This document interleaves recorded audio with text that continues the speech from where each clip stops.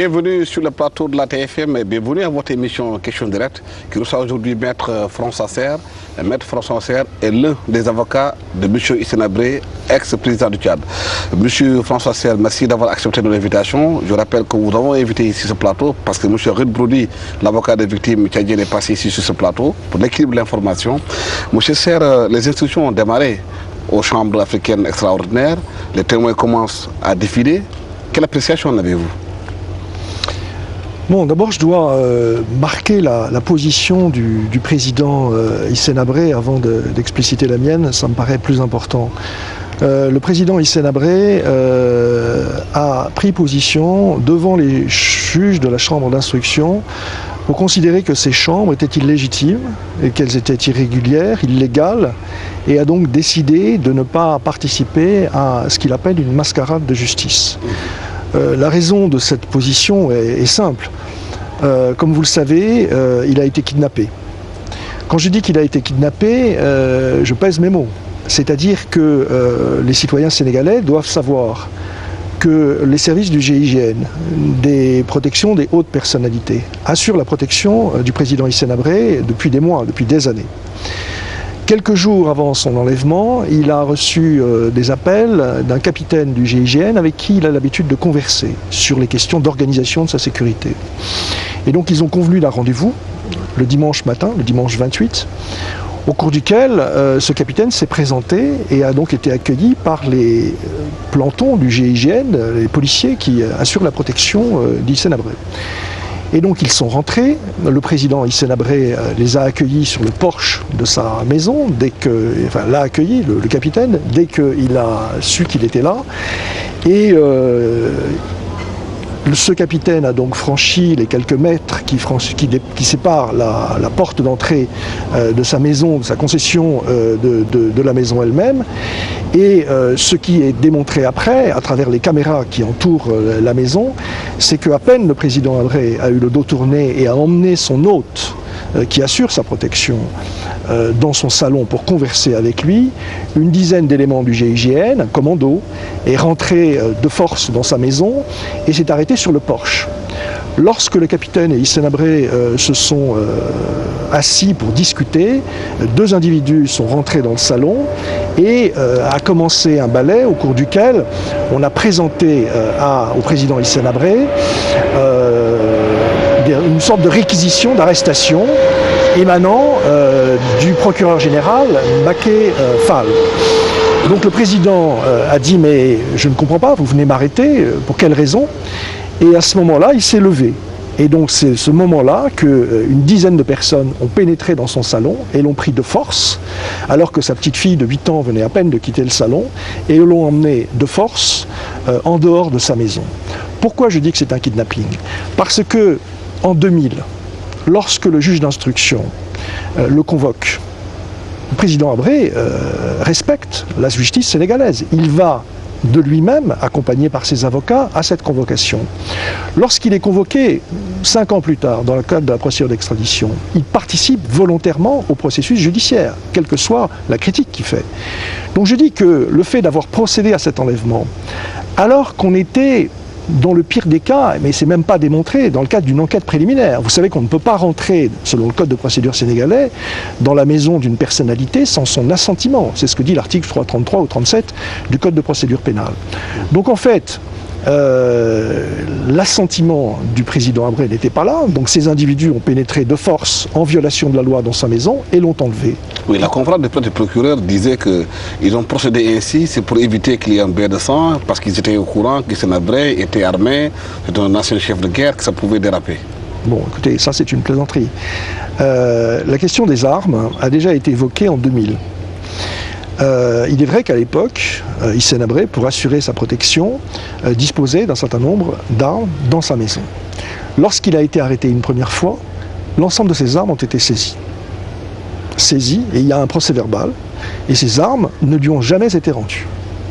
Donc en fait, prétendre qu'il avait des armes alors que les services du GIGN sont présents dans sa maison, enfin je veux dire, ça veut dire que la police, la gendarmerie sénégalaise est assez inconsciente pour assurer la protection de quelqu'un sachant qu'il y aurait des armes dans sa maison. Je crois que c'est pas sérieux, je crois que je viens de faire la démonstration que le président Habré, arme ou pas arme, ancien chef de guerre ou pas, a participé volontairement dans un pays qui l'a accueilli à un processus judiciaire. Il n'y avait aucune raison qu'il ne participe pas à ce dernier et qu'il soit convoqué devant ces juges pour s'y expliquer. Mais aujourd'hui, pourquoi dites-vous que les chambres africaines extraordinaires sont illégales? Alors, pour des raisons très simples. Vous savez que nous avons déposé le 23 avril dernier un recours devant la Cour de la CEDEAO. Ce recours est fondé sur les arguments suivants. La Cour de la CEDEAO, dans son arrêt de 2010, avait indiqué que le système judiciaire sénégalais était hors jeu, était disqualifié. Non pas parce qu'il est incompétent, mais parce que des décisions qui avaient l'autorité de la chose jugée avaient été rendues. Je précise que Reed Brody, que vous avez entendu la semaine dernière, ne semble pas connaître la nature des décisions juridiques qui ont été rendues. Parce que le problème, ce n'est pas de condamner ou d'acquitter. Les décisions qui ont été rendues, c'est des décisions qui sont considérées comme des décisions de jugement. Ce sont des ordonnances de non-enfermés qui constituent des obstacles juridiques à ce qu'on reprenne des procédures. Et de toute façon, la Cour de la CEDEAO a elle-même qualifié ces décisions d'autorité de la chose jugée. Donc, on disqualifie le système judiciaire sénégalais. Mais la Cour ouvre, comme dit Madame Moudena, une brèche. Donc la Cour dit on pourrait très bien entendre le président Habré dans le cadre d'une procédure internationale ad hoc devant un organe judiciaire également ad hoc. Nous disons très simplement qu'on n'est pas en présence d'un tribunal ad hoc. Parce que ce n'est pas le tribunal pour le Tchad. Le tribunal pour le Tchad permettrait, comme on l'a fait pour le Rwanda ou pour la Sierra Leone, permettrait d'envisager l'ensemble des faits qui ont été commis dans ce pays depuis l'indépendance jusqu'à 2012. Pourquoi s'arrêter à 82-90 ? Et ne viserait pas Hissène Habré.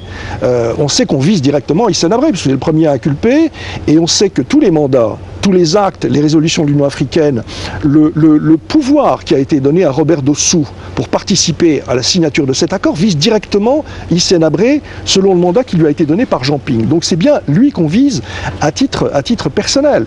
Donc ce que je dis, c'est que on n'est pas dans une procédure à caractère international.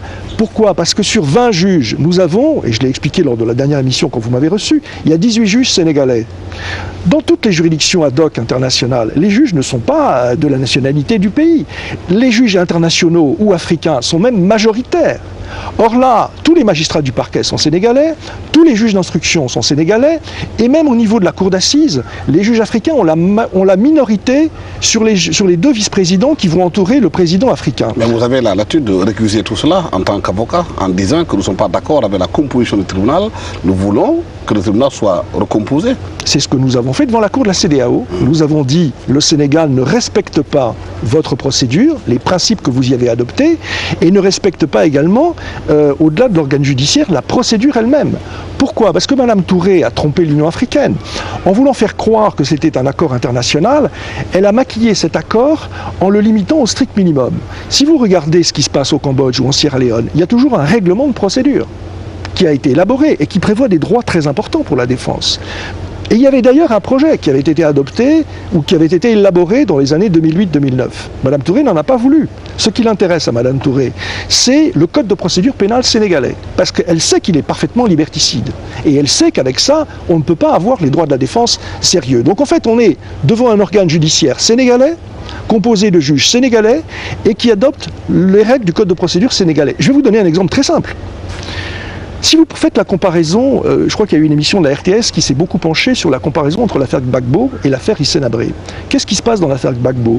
L'audience de confirmation des charges, qui correspond grosso modo à l'audience d'inculpation, a été précédée de quoi ? D'un travail du procureur, qui a été soumis aux avocats du président Gbagbo, qui ont été soumis à la critique. Il y a eu des échanges de mémoire, il y a eu un accès au dossier, il y a eu des plaidoiries. Et le juge, quand il rend sa décision, il dit « Madame Bensouda, mais vous avez fait un mauvais travail. Comment se fait-il qu'il y a des dossiers kényans dans l'affaire de Côte d'Ivoire ?» Donc, il y a un problème sur le travail des juges. Qu'ont fait ces juges d'instruction ? Nous avons été reçus le matin à 10h, quand je viens devant la Chambre, lorsque le président Habré est inculpé. On nous dit « Mais attendez, les juges n'ont pas encore le dossier. Le procureur, là encore, il est encore en train de travailler dessus. Donc ça veut dire que ces juges d'instruction, quand ils nous reçoivent à 1h30, n'ont pas encore lu les 30 tomes du volume. Donc ni les juges, ni moi, puisqu'on m'a refusé l'accès à ce dossier, ni moi qui n'a pu s'exprimer, puisque le juge d'instruction m'a rappelé que le code de procédure sénégalais m'interdit de parler, on me notifie les charges. Pas d'accès au dossier, pas de défense de l'avocat. Ça veut dire qu'on n'est pas devant un règlement de procédure international. Donc ça veut dire que pas d'accès au dossier, pas d'avocat, juge sénégalais, l'ordonnance de mise en détention. Une fois qu'on a inculpé, je me suis opposé à cette inculpation, et une fois que finalement les juges ont tranché et nous ont lu l'inculpation, les juges nous ont dit, bah, écoutez, maintenant on va vous lire autre chose. Donc ils nous ont lu un texte qui était déjà préparé, qui était l'ordonnance de mise en détention.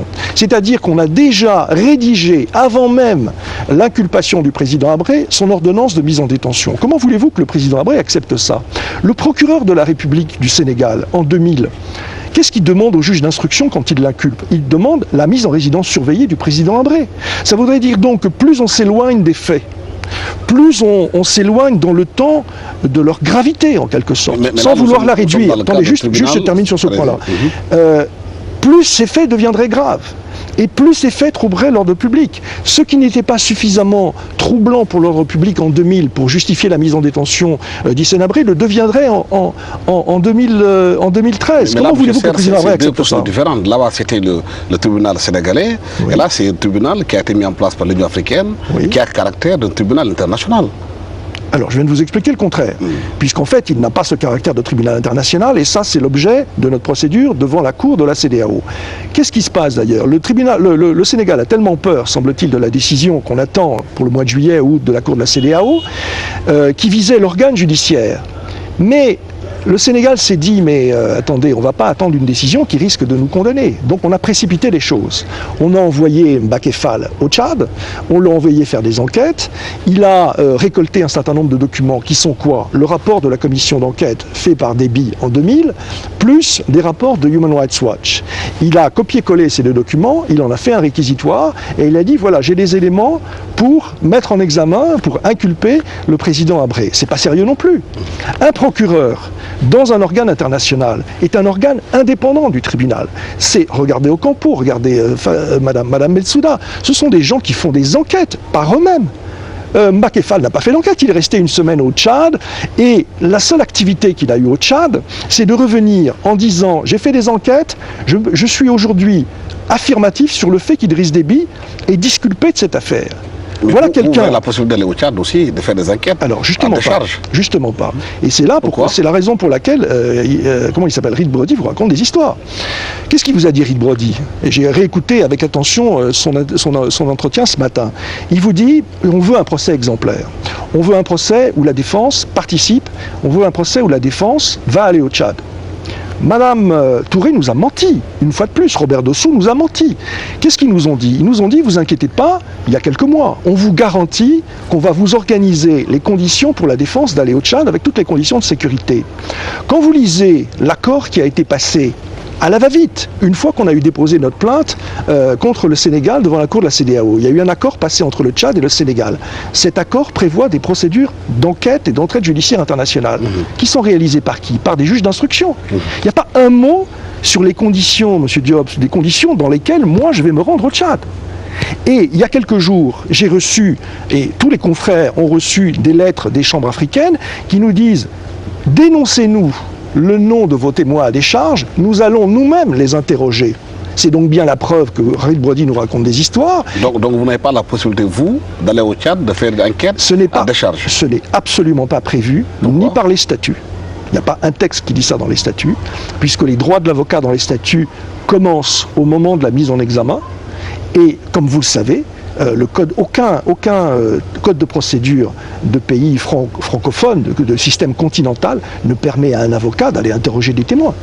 Donc ce n'est que les règles internationales qui permettent ça. Les statuts ne le prévoient pas. L'accord Tchad-Sénégal, et donc là-dessus, on nous a raconté, on nous a fait de la manipulation, et on nous raconte des histoires depuis le début sur le fait que la défense va pouvoir aller au Tchad faire des enquêtes. Moi, ce dont j'ai peur, c'est que si j'avais donné le nom, et si j'avais dénoncé le nom de mes témoins, mais enfin j'envoie des gens à la mort.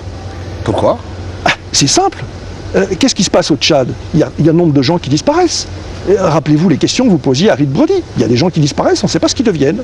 Donc si je donne le nom de gens, de témoins à des charges, qu'est-ce qui me garantit que les services secrets d'Idriss Déby ne vont pas éliminer ces personnes? Et vous pensez au moment où aujourd'hui le Tchad est sous le feu de dérape, sous le feu de l'actualité par rapport au dossier d'Habré, qu'un témoin identifié au Tchad, le pouvoir peut aujourd'hui le faire éliminer? C'est sûr ça? Je pense qu'aujourd'hui, les conditions dans lesquelles la défense peut organiser des visites sur le terrain, comme c'est prévu par les tribunaux sur la Yougoslavie, sur la CPI, la Sierra Leone ou le Cambodge, ne sont pas prévues par ces textes. Pointe à la ligne. Ça veut dire que le Sénégal n'accepte pas les règles posées par les tribunaux internationaux et se qualifie lui-même comme un organe purement national qui limite l'intervention des avocats à une sorte de parodie de justice où on est là pour faire joli, pour accompagner un processus de condamnation. Mais le Sénégal était obligé d'extrader ou de juger Hissène Habré. La Cour internationale de la justice avait demandé au Sénégal, soit vous l'extradez, soit vous le jugez. C'est en ce moment que le Sénégal a demandé au niveau de l'Union africaine qu'est-ce qu'il faut faire du dossier d'Hissène Habré. Oui. Et aujourd'hui, le Sénégal est dans un dilemme, obligé de juger. C'est pourquoi il prend cette responsabilité dans ce dossier. D'accord. Il n'y a pas de contradiction entre la Cour internationale de justice, la décision de la Cour internationale de justice et la décision de la Cour de la CEDEAO. Pourquoi? Parce que la Cour internationale de justice, elle dit quoi? Elle dit vous devez soumettre l'affaire à vos autorités compétentes.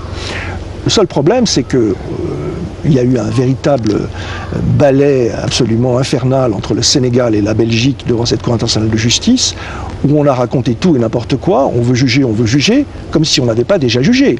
La Cour internationale de justice ne s'est pas penchée sur la nature des décisions qui ont été rendues dans l'affaire Habré, en l'absence de Habré et de ses avocats, et sur leur caractère définitif et sur leur caractère d'autorité de la chose jugée. Quand la Cour internationale de justice dit « vous devez soumettre l'affaire à vos autorités compétentes », elle ajoute une chose qu'on oublie tout le temps. Elle a dit « mais vous, autorité compétente, vous avez le droit de soulever tous les obstacles qui ont été rendus ».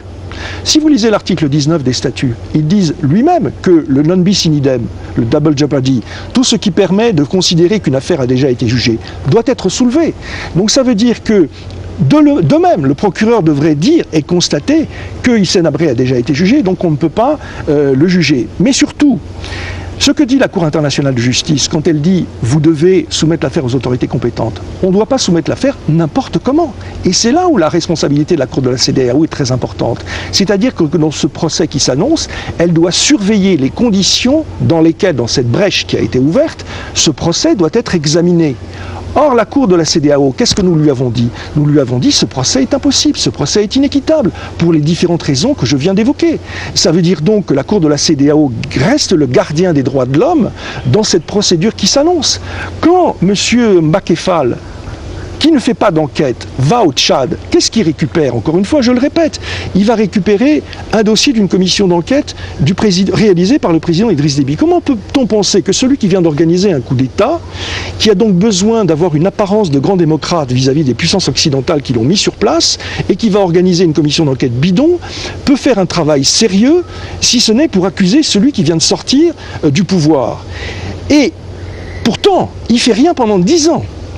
Et aujourd'hui, et c'est là où c'est grave, et c'est là où je mets en cause sérieusement Reed Brody, qu'est-ce qui se passe 10 ans plus tard? J'ai la preuve dans le dossier, j'ai la preuve, oui, dans le dossier, mais partout, dans tout ce qui a été dit. J'ai la preuve qu'il y a un véritable travail de concertation entre les ONG et le Tchad. Ah bon? Oui, bien sûr. C'est-à-dire que Reed Brody, qu'est-ce qu'il vous dit? Il vous dit, mais c'est ce chasseur là qui, semble-t-il, a perdu les principes de la profession d'avocat et les règles qui l'obligent. C'est-à-dire que ce chasseur, il vous a dit, je reprends ces termes que j'ai entendus ce matin, il se promène au Tchad, invité, je ne sais pas trop comment. Il se promène dans un bâtiment et il découvre dans une cellule poussiéreuse, 10 ans plus tard, l'ensemble des archives de la DDS. Mais ça ne vous fait pas sourire? Ça ne vous fait pas sourire que... Non, il ne parle pas d'ensemble. Il a dit qu'ils ont trouvé certains documents de la DDS. Ils ont découvert les archives de la DDS. Voilà. Ils ont découvert les archives de la DDS. C'est-à-dire que... Mais il ne dit pas l'ensemble, il dit quelques archives. Ça, c'est vous qui le dites. Moi, j'ai constaté... D'accord, bon, enfin, les archives de la DDS. Ça voudrait dire donc que pendant 10 ans, ces documents qui sont aussi sensibles auraient été laissés par le pouvoir de Déby dans une salle et que donc on aurait par hasard découvert, etc. Et ça va plus loin, c'est-à-dire qu'en fait, les services de sécurité tchadiens ont donné un mandat à Human Rights Watch de reconstituer ces archives. On a les preuves de ça. Ah bon? Oui. Quelles sont ces preuves? Ces preuves, on les sortira le moment venu. On a les documents qui prouvent ça. C'est un peu grave là. Mais non, c'est pas grave. Que les services secrets tchadiens ont donné sûr, un mandat à Human Rights Watch bien sûr. de reconstruire les archives? Mais bien sûr, c'est-à-dire qu'il y a un travail qui est fait, puisque en fait, on leur demande, ils découvrent ces archives, on leur demande donc ces archives constituées par la DDS, mais qu'est-ce qui s'est passé pendant 10 ans? Qu'est-ce qui me prouve, moi, qu'il n'y a pas eu un travail fait par les services secrets tchadiens sur ces archives-là? Moi, on me dit qu'on a fait le tour à N'Djamena, des quartiers, pour aller chercher des témoins, pour raconter n'importe quoi. Enfin, je ne sais rien, mais bon, c'est ce qu'on me dit. Donc, en fait, il y a eu un travail sur ces documents pendant 10 ans, qu'on redécouvre subitement. Et on demande à Human Rights Watch de faire un travail de reconstitution de ces archives dont il vous a parlé. Donc ça veut dire qu'il y a eu un travail de concert. Vous ne trouvez pas qu'il est très complaisant, Reed Brody, avec le régime Déby? Qu'est-ce qu'il a dit? Il parle, franchement, il est avocat. J'ai relevé, il parle des victimes des crimes d'Hissène Habré. Il ne parle pas des faits qui ont été commis entre 82 et 90 au Tchad. C'est quand même d'une imprudence et c'est quand même une violation de la présomption d'innocence évidente. Ces gens-là qui sortent des dossiers, qui pourraient être d'ailleurs dans le dossier d'instruction, affirment des choses qui font partie du travail d'enquête des juges d'instruction. Qu'est-ce qui se passe depuis des mois qu'on dénonce? Il y a un budget de communication, il y a des personnalités invitées au Tchad sans arrêt, des ministres viennent inaugurer son institut. C'est comme Jeune Afrique. Ces gens-là travaillent pour le Tchad, font du Tchad un beau pays, etc. Alors qu'ils ont des responsabilités dans l'affaire Habré. Donc je dis qu'il y a un travail de communication qui est fait. Depuis quand on fait un budget de communication dans une affaire de cette importance? Et il y a un matraquage. À l'émission de la RTS, est-ce qu'on a été invité? Il y a le monsieur, comment il s'appelle, le procureur général adjoint, il est là avec les avocats des parties civiles, il est là avec tout le monde. Est-ce qu'on a invité les avocats d'Hissène Habré? Il n'y arrête pas depuis des mois d'avoir un matraquage judiciaire. Là, on ne fait pas le procès peut-être de ces gens-là, on est en train de faire une émission pour comprendre un peu votre position par rapport à l'affaire d'Hissène Habré. Je voudrais qu'on revienne un peu à ça et surtout parler aujourd'hui des victimes. Des personnes qui sont venues au Sénégal, qui ont été entendues par les chambres, qui disent avoir été victimes d'Hissène Habré. Qu'est-ce que vous faites de ces victimes?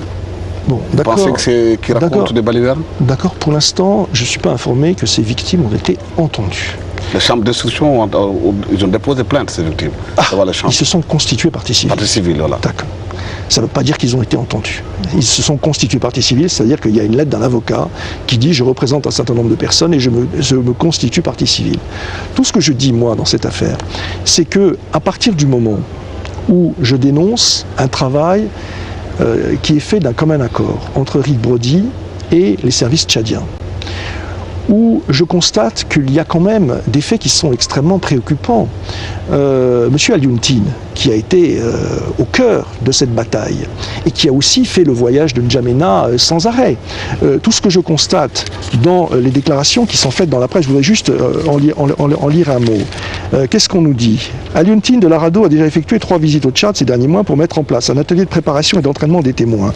Le choix des témoins de sexe féminin a été préconisé dans une stratégie de communication visant à émouvoir le public.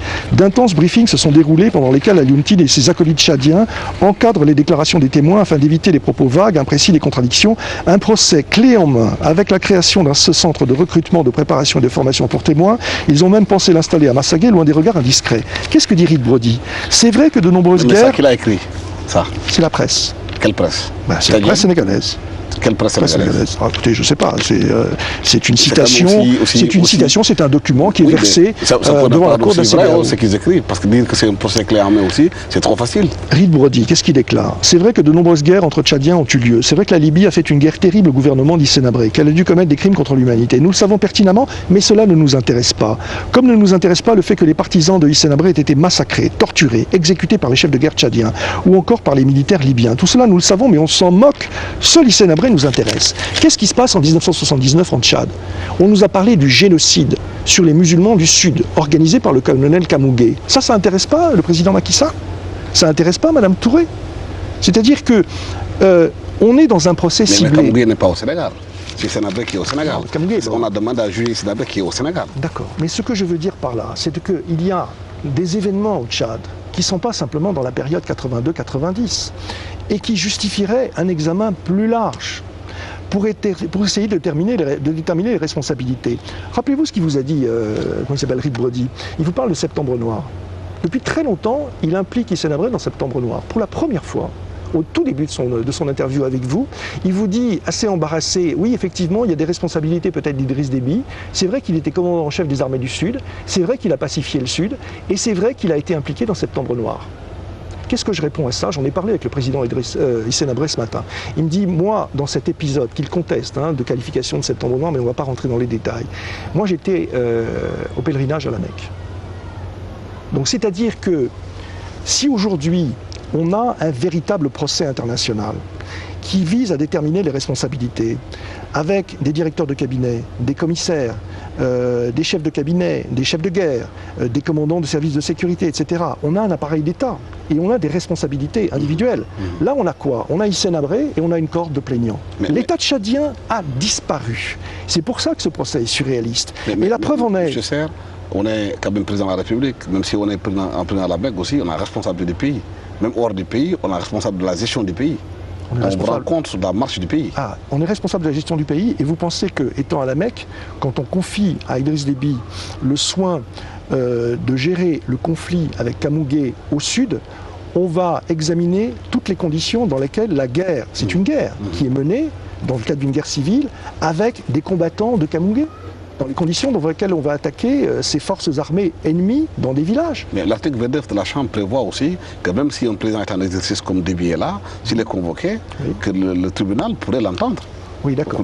Est-ce que vous pensez que c'est sérieux, ça? Est-ce que vous pensez qu'aujourd'hui... C'est le texte de la Chambre. D'accord. Est-ce que vous pensez qu'Idriss Déby va... Vous avez aussi le droit, vous, en tant qu'avocat, de faire convoquer Déby à la barre pour... Ah, vous pensez que j'ai le droit de faire convoquer? Un avocat, non? Vous savez quoi? Même les victimes n'ont même pas ce droit-là. C'est-à-dire qu'on est dans un système où c'est le parquet sénégalais qui a tout vissé. C'est-à-dire que le champ des poursuites